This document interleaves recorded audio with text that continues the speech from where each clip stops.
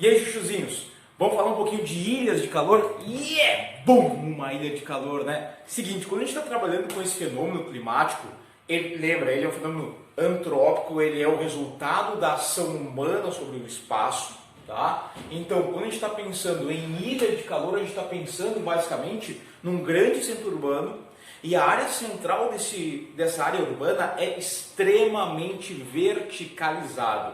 O que quer dizer com verticalizado? Muitos prédios altos, próximos uns dos outros, e com isso a gente tem dois pontos importantes. O que acontece? Quando a gente tem uma área muito verticalizada, primeiro, a radiação solar ela vai chegar aqui e ela acaba ficando presa, armazenada nesses prédios aqui.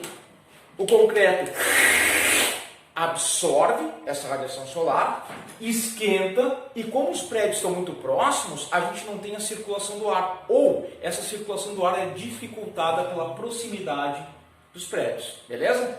E com isso o que acontece? A temperatura nessa região central começa a ficar mais elevada que nas áreas periféricas do centro, ou que a gente vai usar o termo subúrbio, né? Que no Brasil o termo subúrbio denota uma coisa meio pejorativa, parece, mas não. Subúrbio é a área ao entorno do centro, beleza? A gente começa a ter então o fenômeno da ilha de calor, sendo isso. As áreas centrais têm uma temperatura mais elevada, que é a ilha de calor em si, né? Enquanto as áreas periféricas ou subúrbio, como é menos verticalizado, tem temperaturas mais baixas. Te ligou no termômetro? Tá? E aí eu coloquei esse desenho aqui, que tá horrível, mas imagina, essa linha escura aqui, ó, é basicamente o que a gente tem como área urbana, representando a área urbana, olhando de cima, tá? Aqui tu tá olhando num perfil, e como se tu estivesse olhando aqui de cima. Essa área centralizada aqui, ó, verticalizada, que é o centro, tá aqui na meiota, beleza? Show! O que está acontecendo? Essas linhas vermelhas, elas acabam sendo, então, isotermas urbanas. O que é isoterma? São linhas que unem pontos com a mesma temperatura. E se tu prestar bastante atenção, o que tu está vendo? No centro, a gente tem as maiores temperaturas, 24 graus. Chutei aqui qualquer coisa, tá? Depois, à medida que tu te afasta do centro, as isotermas vão diminuindo, indicando o quê? Menor temperatura.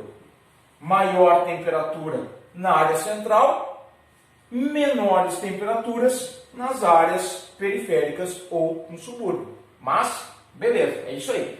Chuchu, quando a gente está pensando em ilhas de calor, é essa a dinâmica, certo? Basicamente é isso, a maior temperatura na região central, ok? Fator determinante para a criação disso?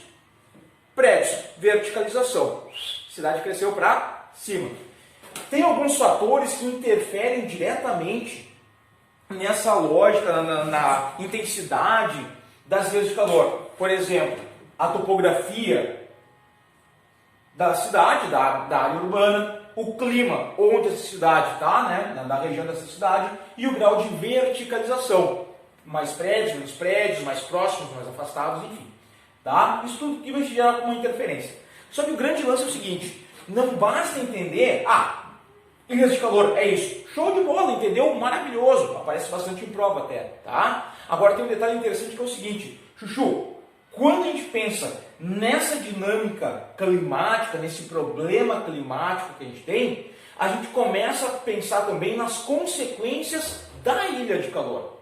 E que consequências seriam essas? Beleza, primeira coisa, acompanha o raciocínio. E tu já sabe aqui, a gente já viu aqui no Papo de Gel o que eu vou falar agora. Se eu tenho maiores temperaturas na região central, eu tenho o ar mais aquecido. Esse ar dilata. Esse ar se expande. As moléculas de ar vão fazer o quê?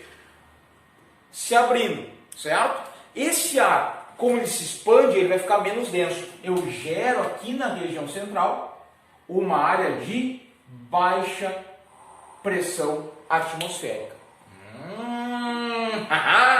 E nas áreas periféricas eu tenho o quê? Menor temperatura. Se o ar é mais frio, o que ele faz? Ai, que friozinho! Ele se compacta, ele fica mais denso. Temos áreas de alta pressão atmosférica. Qual é a regra de ouro do vento? Tu lembra? Exatamente, é sempre da alta pressão para baixa pressão. Sempre da alta para baixa. Ou seja, o ar vai fazer esse movimento aqui, ó, em direção à região central da cidade. Só que aí tem um ponto importante. As principais áreas, as áreas de fábrica, né, onde a gente tem um setor industrial instalado, são geralmente nas áreas periféricas, não no centro da cidade. Pô, na cidade que tu mora, peguei a canetinha, na cidade que tu mora, tá? Tem fábrica bem no centro da cidade ou não? As áreas de fábrica estão no entorno? Estão no entorno. Só que qual é que é o detalhe? Toda a poluição liberada, ou boa parte da poluição liberada, então, por essa indústria, por essa fábrica que está na periferia, ela acaba sendo levada em direção à região central, porque os ventos vão em direção ao centro. A área de baixa pressão é uma área receptora de ventos. As áreas de alta pressão são repulsoras de ventos. Regra, tá? Então a gente tem acúmulo de poeira no centro da cidade. Show! Agora te liga. Como eu tenho mais poeira nessa região aqui, eu acabo alterando a capacidade higrométrica do ar. O que é isso? É a capacidade que o ar tem de guardar vapor d'água. Me cuspi todo, empolguei. É a capacidade que o ar tem de guardar vapor d'água na atmosfera. Quando o ar é mais aquecido, ele está mais expandido, a gente está ampliando a capacidade higrométrica. Quando o ar é frio, ele é mais compacto, a gente está reduzindo a capacidade higrométrica, certo? Só que o detalhe é o seguinte, quando esse ar está altamente poluído em função da concentração de partículas nessa região, essas partículas também ajudam a reduzir a capacidade higrométrica. Isso quer dizer o seguinte, essa porção de ar central vai ter uma quantidade, vai conseguir, bem no meio do vídeo me foge a palavra, vai conseguir, que vergonha, eu não lembro a palavra, armazenar, beleza, agora lembrei, vai conseguir armazenar menos água, porque eu tenho muita poluição, então quanto maior a poluição, menor a capacidade. Qual é a consequência disso? Como eu tenho menor capacidade higrométrica aqui, porque a poluição está vindo para cá, o vapor d'água também vai ser conduzido para cá, tudo vai ser levado para a região de baixa pressão, eu tenho chuvas mais comuns nessa região central, chove mais, tá? Uma chuva que, pelo acúmulo de poluição, pode ser considerada, até em alguns casos, ter um certo teor de acidez, né? Mais elevado, né? Enfim, até pode ser uma chuva ácida em alguns casos, mas está ligado ao apelido de São Paulo, cidade da garoa, por quê? Por causa dessa dinâmica aqui, certo? Então eu tenho mais chuvas na região central. Beleza, só que aí tem um detalhe interessante. No momento que eu estou concentrando chuvas na região central da cidade, tem um problema.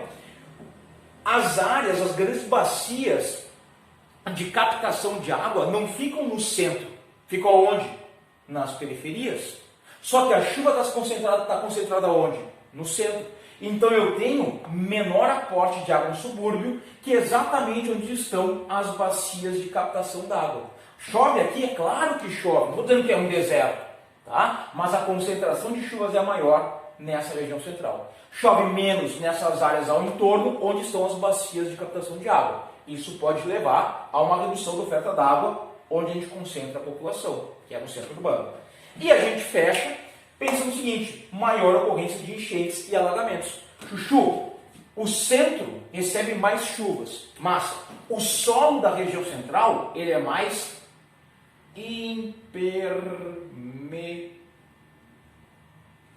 impermeabilizado, tá? Tem mais asfalto, tem mais concreto, tem mais laje, enfim. E qual é a tendência? Tem mais pessoas e com isso, quando chove, a gente acaba tendo a ocorrência de enchentes e alagamentos de forma mais intensa. Eu somo todos os elementos aqui, essas consequências, sendo causadas basicamente pelas ilhas de calor. Tem como amenizar as ilhas de calor? É lógico que sim, meu chuchu. Como? Primeiro, prédios mais baixos, maior espaçamento entre eles, gerando o quê? Uma abertura, né? uma área mais larga, mais espaçada entre os prédios para circular o vento, que a gente vai chamar de corredores de vento. Lembra um vídeo que a gente já colocou aqui no Papo de Gel sobre arborização urbana? Ajuda a atenuar o problema das ilhas de calor. Parques, praças, árvores, tudo isso contribui em muito para mitigar, para minimizar, pintei minha unha, para minimizar isso aqui. Falou? Massa, né? Chuchu, a gente se vê aí no próximo.